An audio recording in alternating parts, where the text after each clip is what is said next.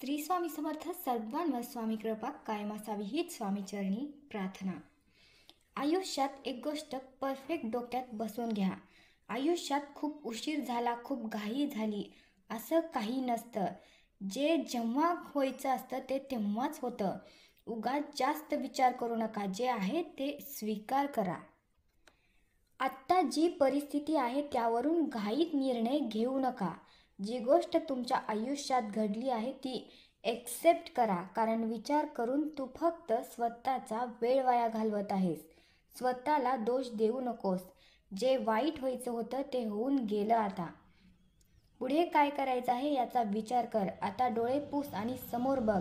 जे तुझ्या आयुष्यात चालू आहे ते काही वेळेसाठी आहे, कायमस्वरूपी नाही. म्हणून धीर सोडू नको. जर बाकीचे यातून बाहेर पडू शकतात तर तू पण नक्कीच पडू शकतोस. पण कसं असतं, काही गोष्टी नसतात आपल्या हातात. पण एक गोष्ट कर, ती म्हणजे अजून मेहनत घे, नवीन प्रयत्न कर. मार्ग नक्की मिळेल. असं शांत बसून स्वप्न पूर्ण होत नाहीत. आपलं आयुष्य आहे हे काही वर्षासाठी उधारीवर मिळालं आहे. त्यावर रजिस्ट्री करण्याच्या भानगडीत पडू नका. स्वस्थ राहा, मस्त राहा. जास्त भावनिक झाला तर पुढची व्यक्ती तुमच्या प्रत्येक गोष्टीचा फायदा उचलेल. त्यामुळे आयुष्यात थोडंसं कडवट बोलायला आणि वागायला शिका. त्याशिवाय पुढची व्यक्ती तुम्हाला किंमत देणार नाही. ज्याला दुःखातून सुटका पाहिजे असेल त्याला लढावं लागेल आणि ज्याला लढायचं असेल त्याला अगोदर शिकावं लागेल. कारण ज्ञानाशिवाय लढलाल तर पराभव निश्चित आहे. जेव्हा आरसा आपल्या चेहऱ्यावरील डाग दाखवतो तेव्हा आपण आरसा नाही फोडत तर तो डाग साफ करतो. तसंच एखाद्याने आपल्यातील दोष दाखवून दिले तर त्याची साथ सोडायची नसते तर दोष सोडायचे असतात. चुकीच्या ठिकाणी तुमच्या भावना व्यक्त करणं म्हणजे समुद्रात रक्त सांडण्यासारखं आहे, ज्याला काहीही अर्थ नाही. जास्त विचार करू नका की लोक काय म्हणतील, कारण तुमची परिस्थिती फक्त तुम्हालाच माहीत आहे. आनंदी जीवनाचे फक्त 2 नियम आहेत. वस्तूचा वापर करा, माणसांचा नाही. माणसांवर प्रेम करा, वस्तूवर नाही. तुमच्यातील दोष दाखवून देणारे लोक कमवा, नाहीतर कौतुक तर लोक फायद्यासाठी सुद्धा करतात. ज्या गोष्टी आपण बदलू शकत नाही त्याचा स्वीकार करा. तुमच्या जीवनातील प्रत्येक वादळ हा प्रॉब्लेम आणण्यासाठी येत नाही तर काही तुमचा मार्ग मोकळा करण्यासाठी येत असतात. प्रत्येक माणसाला तेव्हा त्रास होतो जेव्हा तो गरज नसलेल्या गोष्टींचं पण टेन्शन घेऊ लागतो. तुमच्या जीवनामध्ये जो बदल तुम्हाला घडवून आणायचा आहे तो त्या गोष्टीमध्ये लपला आहे ज्या करायला तुम्ही कंटाळा करता. जेव्हा तुमचं जीवन अंधारात गेल्यासारखं वाटेल तेव्हा हार न मानता स्वतःकडे लक्ष द्या. कारण तो अंधार दूर करणारा प्रकाश तुम्हीच आहात. लक्षात ठेवा, जे तुमचं नाही ते कितीही पकडून ठेवण्याचा प्रयत्न केला तरीसुद्धा ते निसटून जातं. फांद्या राहिल्या तर पानंही येतील. वाईट दिवस आले तर चांगलेही नक्कीच येतील. मार्ग मिळत नाहीत. खूप वेळेस असं वाटतं की काहीच घडत नाही. कुठून काही मार्ग दिसत नाही. कोणीच साथ देत नाही. एकदम हारल्यासारखं वाटतं. आता माझं पुढं काहीच होणार नाही असं सुद्धा वाटतं. पण असं काहीही नाही. फक्त सध्या वेळ वाईट आहे. सोपं आयुष्य कोणासाठीच नसतं.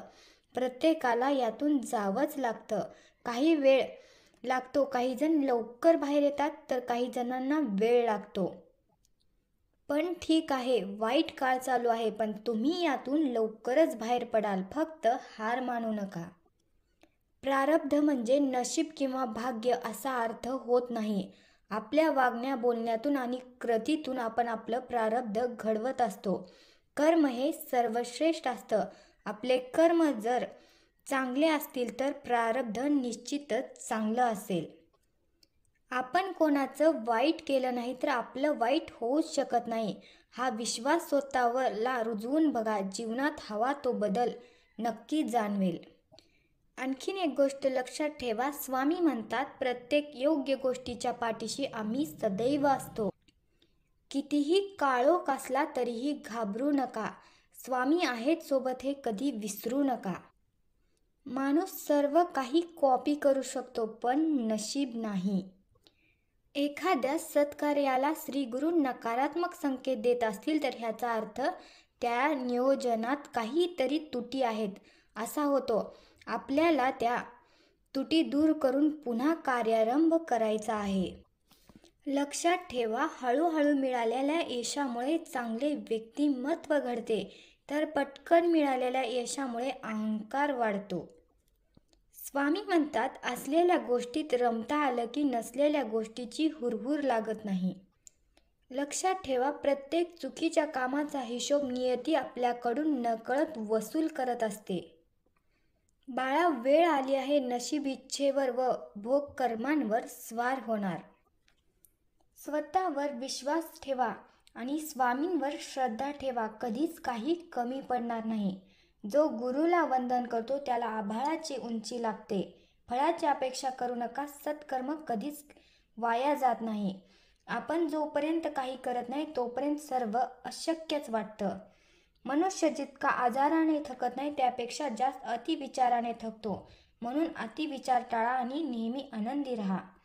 नशिबापेक्षा कर्तृत्वावर जास्त विश्वास असावा, कारण उद्या येणारी वेळ आपल्या नशिबामुळे नाही तर आपल्या कर्तृत्वामुळे येणार आहे.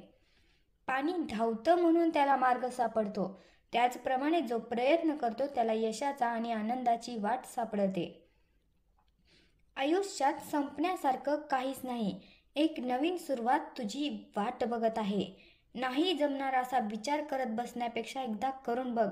केलेली सुरुवात तुझं यश नक्की घेऊन येईल. कुणाला चुकीचं समजण्या अगोदर एकदा त्याची परिस्थिती जाणून घेण्याचा प्रयत्न करा. लक्षात ठेवा, गुरुची साथ असेल तर आयुष्यातल्या कोणत्याही खडतर प्रवासाला हसतमुखाने जाऊ शकतो, कारण ते बळ गुरु देतात. आयुष्य संपलं असं वाटत असताना एक अद्भुत शक्ती पाठीशी येऊन उभी राहते आणि पुन्हा जगण्याची उभारी असते. ते म्हणजे आपले स्वामी. घरातल्या गोष्टी घरातच राहू द्या. जेव्हा आपल्या घरातल्या गोष्टी बाहेरची व्यक्ती बोलू लागते तेव्हा समजून जा आपलं घर अधोगतीला लागलं आहे. बाळा, जे विचार तुझ्या मनात आहेत ते मला सांग. मी तुझा ऐकून घेईन आणि कोणालाही कळू देणार नाही. पण तू जर दुसऱ्या कोणाकडे बोलशील तर ते तुझ्या विचारांचा बाजार भरवतील आणि त्याचा त्रास पुन्हा तुलाच होईल. आयुष्यात खूप कठीण प्रसंग येतील, खूप परीक्षा द्याव्या लागतील. तू त्यासाठी तयार राहा. प्रयत्न करणं सोडू नको. तुला पास करण्याची जबाबदारी मी घेईन, विश्वास ठेव. देवाने सांगितलं नाही की तू तुझं काम सोडून फक्त माझी भक्ती कर. देव म्हणतो तू पहिलं तुझं काम कर, तुझी कर्तव्य पार पाड. कर्म कोणालाही चुकलं नाही, पण हे सर्व करत असताना तू माझं नाव घे. तुझे कार्य पूर्ण करण्याची माझी जबाबदारी. मी सदैव तुझ्या पाठीशी राहीन. श्री स्वामी समर्थ. तुमच्यावर स्वामी कृपा कायम असावी. जिथे स्वामी पाय तिथे नेऊ नका. स्वयंभक्त प्रारब्ध खडगी हिमाय.